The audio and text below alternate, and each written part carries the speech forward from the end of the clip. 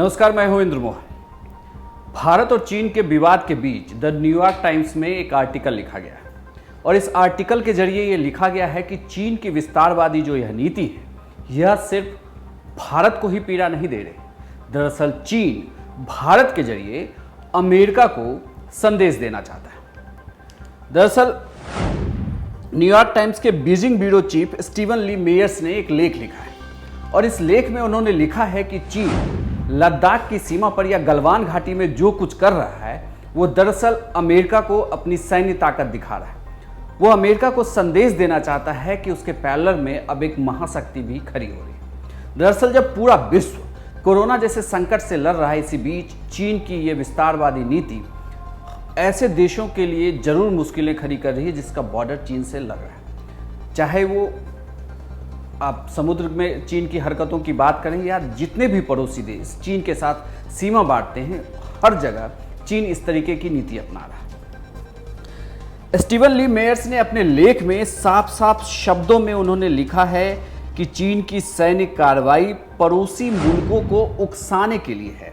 आप स्क्रीन पर देख सकते हैं कि जो यह आर्टिकल है इसका हिंदी सार अगर आप कुछ शब्दों में समझे तो दो लाइनों में यही है कि चीन कि यह सैन्य कार्रवाई पड़ोसी मुल्कों को उकसाने के लिए है, लेकिन ये संदेश साफ तौर पर सिर्फ और सिर्फ अमेरिका के लिए है। हिमालय से लेकर दक्षिण चीन सागर तक चीन अपनी आक्रामक नीति को जिस तरीके से लगातार बढ़ा रहा है वो कहीं ना कहीं उससे खूनी संघर्ष की आशा बढ़ रही है। ये न्यूयॉर्क टाइम्स के बीजिंग ब्यूरो चीफ स्टीवन ली मेयर्स ने इस आर्टिकल को लिखा है। उन्होंने आगे ये भी लिखा है कि by the end of last year, मतलब ये साल जैसे ही खत्म होगा, चाइना के पास 335 वारशिप होंगे जो कि अमेरिका के 285 वारशिप से ज़्यादा होंगे। और ये रिपोर्ट कांग्रेशनल रिसर्च सर्विस के हवाले से उन्होंने छापा है कि उसके अनुसार चाइना के वारशिप बढ़ जाएगी, जिसकी वजह से चाइना समुद्र में भी अपनी ताकत को दिखाएगा। और चाइना लगातार कई देशों पे इस तरीके की हरकतें कर रहा है जिसके बाद संघर्ष के मामले बढ़ते जा रहे हैं। इन्होंने इस रिपोर्ट में यही भी लिखा है कि यूएस नेवी के लिए चाइना से लड़ना आने वाले दिनों में काफी मुश्किल हो सकता है।